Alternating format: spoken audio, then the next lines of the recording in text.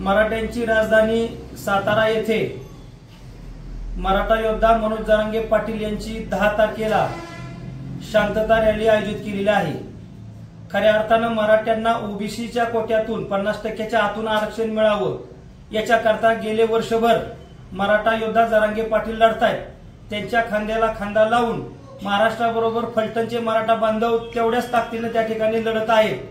खऱ्या अर्थानं छत्रपतींच्या या साताऱ्यामध्ये जो शांतता रॅली आपली होणार आहे त्या शांतता रॅलीमध्ये ताकदीने सहभागी होण्याच्या करता फलटण तालुक्यातील फलटण सुद्धा छत्रपती शिवाजी महाराजांचं या ठिकाणी सासूरवाडी आहे। छत्रपती धर्मवीर संभाजी महाराजांचा आजोळ आहे आणि फलटणकर गेल्या 8 वर्षांमध्ये आपण कुठेही मागे नाहीत।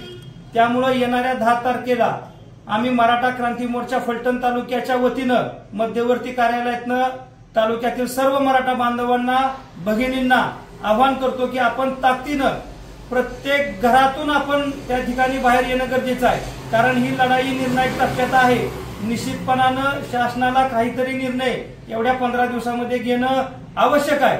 त्यामुळे ही लढाई अर्ध्यावर न सोडता उद्याच्या 10 तारखेला हजारोंच्या संख्येनं सकाळी 10 वाजता बॉम्बे रेस्टॉरंट चौक सातारा येथे आपण जमायचंय एवढं आवाहन आम्ही मध्यवर्ती कार्यालयातनं करतो। धन्यवाद। लाख मराठा एक मराठा लाख मराठा आरक्षण आमच्या हक्काचं नाही कुणाच्या बापाचं आरक्षण आमच्या हक्काचं नाही कुणाच्या बापाचं।